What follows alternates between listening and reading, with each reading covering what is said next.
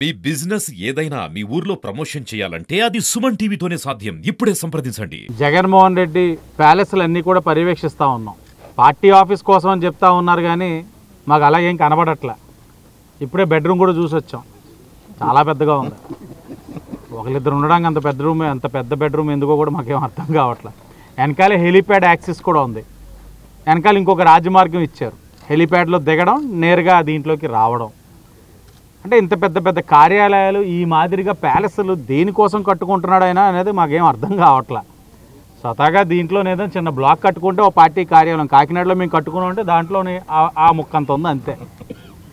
అంతా rule deviations, ఎక్కడ permissions లేవు. అధికారంలో ఉన్నాం కదా అని అహం మదంతో ఇష్టానుసారంగా ప్రభుత్వ ఆస్తులన్నింటినీ కూడా దోచేశారు. దోచిన డబ్బుతోటి ఇష్టానుసారంగా కట్టేశారు. ఎంత అవినీతి సొమ్ము లేకపోతే ఈ మాదిరిగా కడతారు? వీళ్ళ పార్టీ కార్యాలయాలు కట్టించుకోవడంలో చూపించే శ్రద్ధ మేము కట్టిన టిట్కో ఇల్లులు ఇవ్వడంలో ఎవరైనా చూపించారా? వైసీపీ ప్రజాప్రతినిధులు పేదవాళ్ళకి ఇల్లు కట్టించేస్తా అన్నారు, వాటిలో ఎప్పుడైనా మీరు శ్రద్ధ చూపించారా? ఆవు భూములోనే దోచేసుకోవడంలో చూపించిన శ్రద్ధ ఏ ఒక్క సంక్షేమ కార్యక్రమాల్లో కూడా ఈ ప్రజాప్రతినిధులు చూపించాల. పక్కనే కూత దూరంలోనే బీసీ హాస్టల్ ఉంది. 4 సంవత్సరాలుగా అధ్వానంగా ఉంది. పిల్లలకి బాత్రూములు చాలా దారుణంగా ఉంది, అంటువ్యాధులు వస్తున్నాయి. మరమ్మతులు చేయండి అని అడిగితే ఏనాడు పోయిన దాఖలాలు లేవు అక్కడికి. కానీ ఇక్కడ మాత్రం మంచి ప్యాలెస్ కట్టారు. దీంట్లో నా మెట్ల ల్యాండింగ్ ఉంది చూడండి, ఆ డబ్బు పెడితే చాలా బీసీ హాస్టల్స్లో బాత్రూమ్లు అన్నీ సరిచేసేయచ్చు.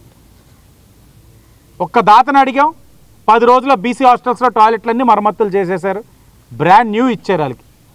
పిల్లలు ఎంత ఆనందంగా ఉన్నారు. అధికారం 5 సంవత్సరాలు ప్రజలకు ఏమీ చేయలే. దోచుకున్నారు, జోబులు నింపుకున్నారు, ప్రభుత్వ ఆస్తులు కబ్జా చేశారు, దారుణాతి దారుణంగా లీజులకి తీసుకున్నారు, అధికారులు సహకరించారు.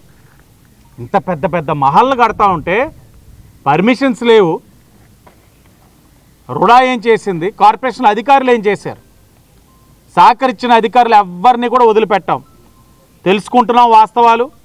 ఆ సంబంధించిన సహకరించిన అధికారులు మీరు కట్టినప్పుడు నిజంగా పెట్టుంటే ఒక పద్ధతి, ఏదీ లేకుండా ఇప్పుడు నోటీసులు ఇచ్చేసి అధికారులు మేము మా పని చేసేసామంటే అవదు. ఇంత కట్టేంత వరకు మీరు ఏం చేశారో కూడా అధికారులు సమాధానం చెప్పాలి. చెప్పే విధంగా కూడా చర్యలు ఉంటాయి.